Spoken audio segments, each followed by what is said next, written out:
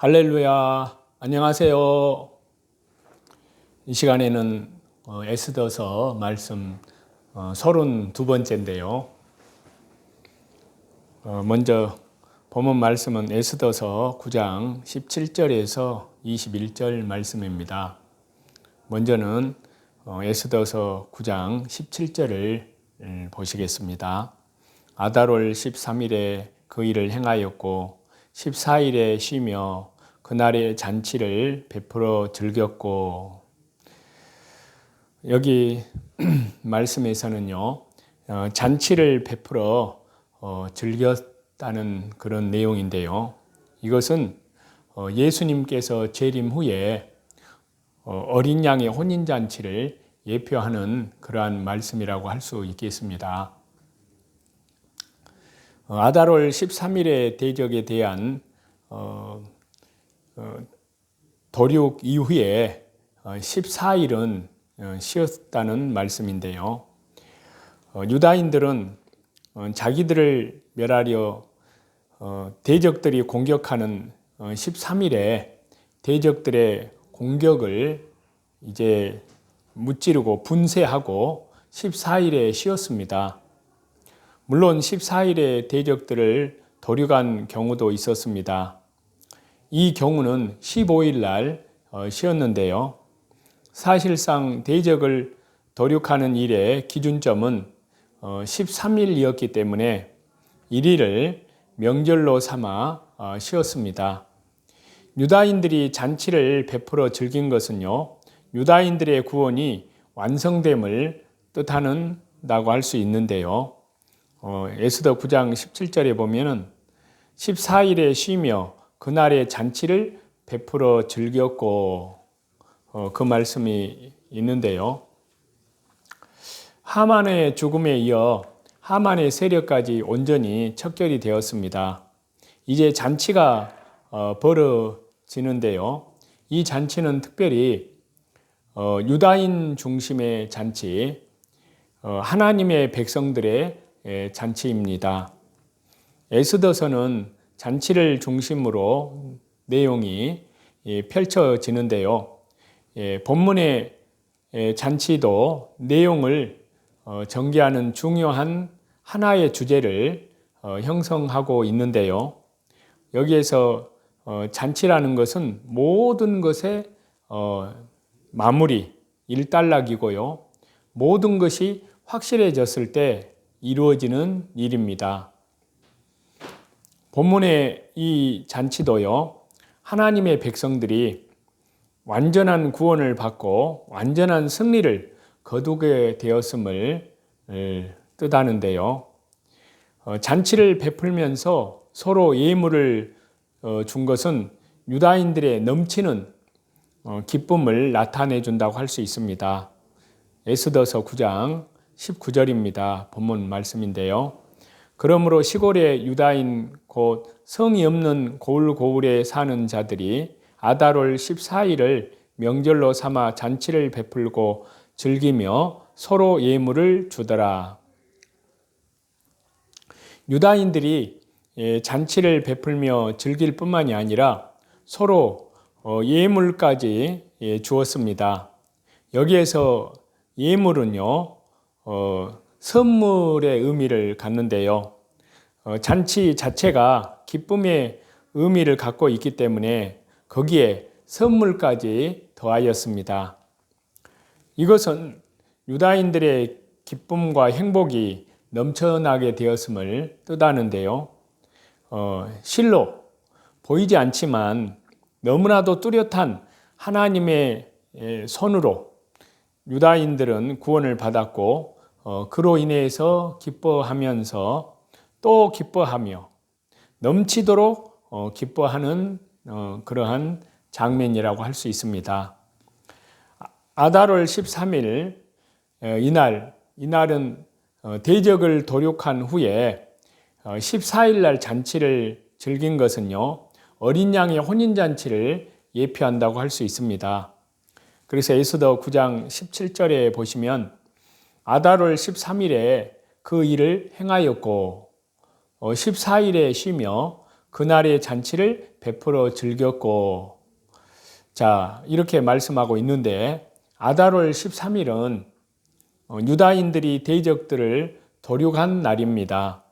그 일이 이제 마치자마자 그 다음 날 잔치를 벌였습니다. 여기서 대적들을 도륙한 것은 예수님의 재림의 심판을 뜻합니다. 그리고 그에 이어서 잔치를 벌인 것은 예수님께서 재림하시고 심판 후에 이루어지는 어린 양과 혼인 잔치를 예표합니다. 그렇습니다.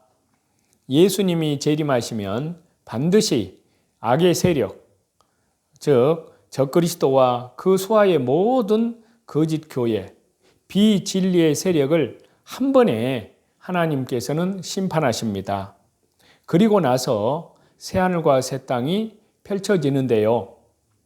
그리스도와 그리스도의 신부인 교회가 영광스럽고 축복된 혼인잔치를 벌이게 되는 것입니다. 아달월 14일을 명절로 삼아서 잔치를 베푼 것은요, 예수님께서 재림하실 때 성도의 완전한 승리를 예표한다고 할 수 있습니다. 그래서 그 내용이 에스더 9장 본문 19절에 나오는데요. 그러므로 시골의 유다인 곧 성이 없는 고을고을에 사는 자들이 아달월 14일을 명절로 삼아 잔치를 베풀고 즐기며 서로 예물을 주더라. 어떤 날을 기념일로 삼는다는 것은요, 그날이 무엇인가를 확정한 날을 의미한다고 할 수 있습니다. 완전하게 무엇인가가 성취된 날임을 뜻하는데요.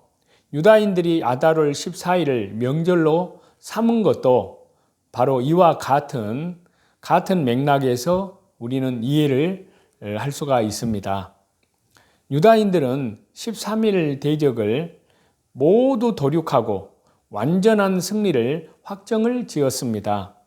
그렇기 때문에 그 다음 날을 명절로 삼아 잔치를 했습니다. 이는 예수님께서 재림하실 때 마귀의 세력, 적그리스도의 세력이 완전히 심판을 받고 성도의 완전한 승리가 확정될 것을 예표한다고 할 수 있습니다. 이는 예수님께서 재림의 날이 곧 성도의 완전한 승리를 확정하는 날이라는 그 말씀과 연결된다고 할 수 있습니다. 그렇습니다. 예수님의 재림의 날은 바로 영원히 기억하고 기념할 날입니다. 또 뿐만 아니라 우리가 완전히 모든 대적을 상대로 승리하였음을 온전히 공포하는 날이라고 할 수 있습니다. 모르드게가 이 잔치의 규례를 지키도록 한 것은요, 종말 때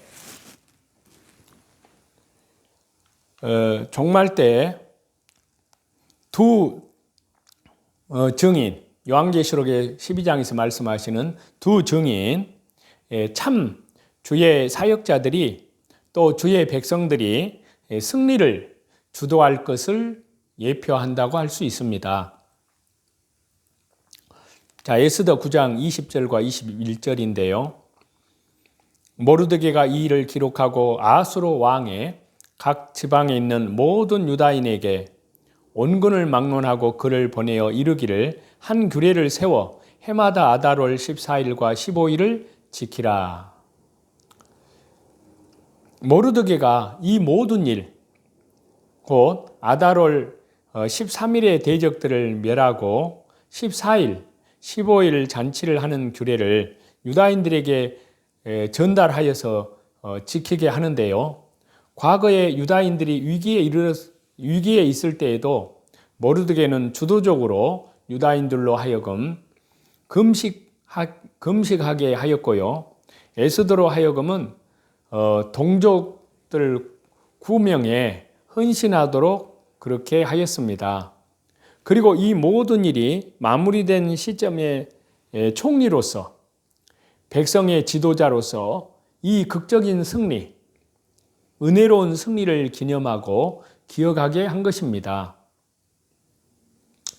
이 같은 모르드게의 역할은요, 궁극적으로는 예수님 재림 때, 정말 재림 때 참된 주의 백성들이 주도적으로 참교회 헤이븐 여자를 이끌고 성도들의 승리를 주도할 것을 뜻한다고 할 수 있습니다. 그날에 참 주의 사역자들은 모르드게가 그랬듯이 가장 먼저 환난을 당하고 가장 앞서서 고난을 당해야 합니다. 하지만 끝까지 믿음을 지키면서 교회를 이끌고 성도의 신앙을 지도하게 됩니다. 즐거워하고 크게 기뻐할 이러한 어린 양의 혼인잔치가 있을 것을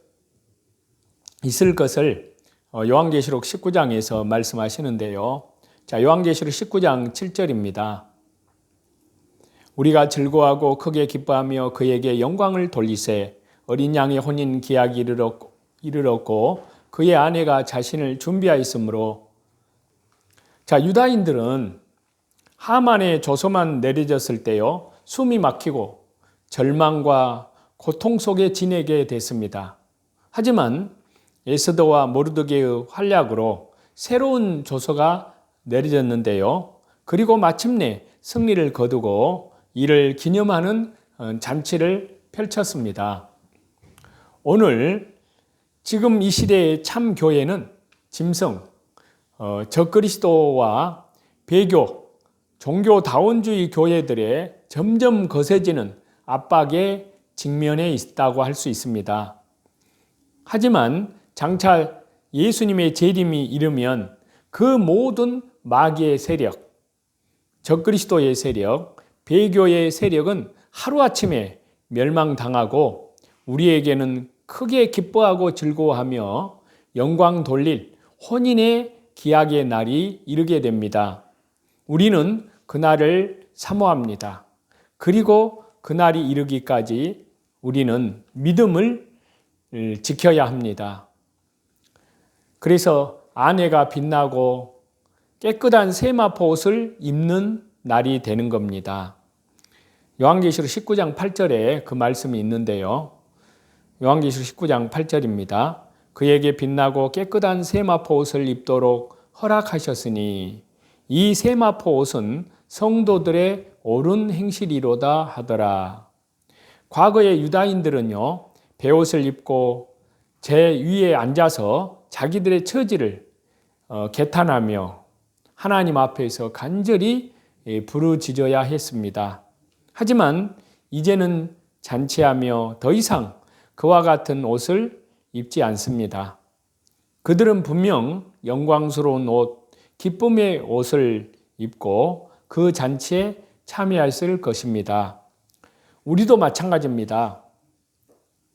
우리는 정말 재림 직전에 짐승 적그리스도를 완전히 이기고 예수님 십자가의 피 공로로 의인이 되고 승리의 영광에 이르게 됩니다. 우리가 온전히 의롭게 되고 죄에 대해서 완전한 승리를 거두게 됩니다. 그날에 우리는 빛나고 깨끗한 세마포 옷을 입게 되는데요. 이는 구원의 옷이요 최종 승리를 확정한 옷이라고 할 수 있습니다. 바로 예수 그리스도이십니다.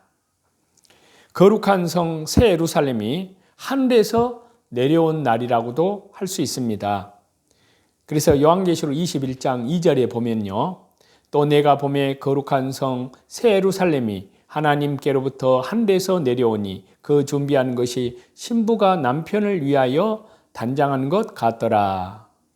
과거의 유다인들은요, 같은 땅에 살아도 참으로 절망의 어둠이 드리운 곳에서 살았습니다. 하지만 아달월 13일이 지나고 그 이후에 그들이 거하는 삶의 처소는요, 모든 대적들이 제거되었고 모든 위협이 제거된 곳, 온전히 완전한 곳, 온전한 축복을 누리는 곳이 되었습니다. 오늘 지금 이 시대에 믿음을 지키는 성도들도 마찬가지입니다. 이 세상은 죄악이 난무하는 곳입니다. 무엇보다도 사단 마귀, 적그리스도의 세력의 역사가 끊이지 않는 곳입니다. 또한 머지않아 대환란 때에는 그야말로 전무후무한 환란이 성도들을 위협하게 됩니다. 하지만 주 예수님의 재림의 날이 되면은 모든 악의 세력이 멸절되고 새하늘과 새 땅이 내려옵니다. 새로운 세상이 임합니다. 저 하만의 세력과 그러한 세력과 같은 마귀의 세력, 적그리스도의 세력이 온전히 멸절당한 온전한 축복의 땅에서 완전한 축복을 누리면서 살아가게 됩니다. 이러한 시대적인 그러한 흐름을 저와 여러분들은 잘 알고 특별히 말씀 중심으로, 기도 중심으로, 예배 중심으로, 그리고 속사람은 지극히 거룩한 믿음 위에 자기를 건축하고, 그리고 예수 그리스도의 장성한 믿음의 분량에까지 그 믿음이 성장하여서, 그리고 밖으로는 복음 사경회를 통해서 날마다 성령님의 역사로 구원받는 그런 역사에 저와 여러분이 하나님의 은혜 가운데 동참하는 그러한 저와 여러분이 다 되시기를 우리 주 예수 그리스도의 이름으로 간절히 축원합니다. 찬송 드리시겠습니다. 찬송 214장입니다.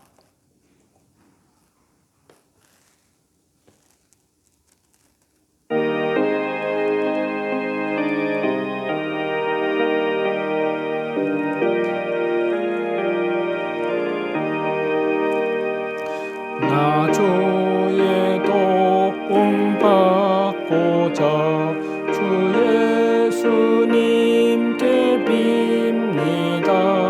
그 구원 허락하시사 날 받아주소서. 내 모습 이대로 주 받아주소서. 날 위해 돌아가신 주 날 받아주소서. 근죄에 빠져 영죽을 날 위해 피 흘렸으니 주 형상대로 빚으사 날 받아주소서. 내 모습 이대로 주 받아주소서. 날 위해 돌아가신 주 날 받아주소서. 내 힘과 결심 약하여 늘 깨어지기시오니 주 이름으로 구원해 날 받아주소서. 내 모습 이대로 주 받아주소서. 날 위해 돌아가신 주 날 받아주소서. 내 주님 서신 발 앞에 나 꿇어 엎드렸으니 주 크신 역사 이루게 날 받아주소서. 내 모습 이대로 주 받아주소서. 날 위해 돌아가신 주 날 받아주소서.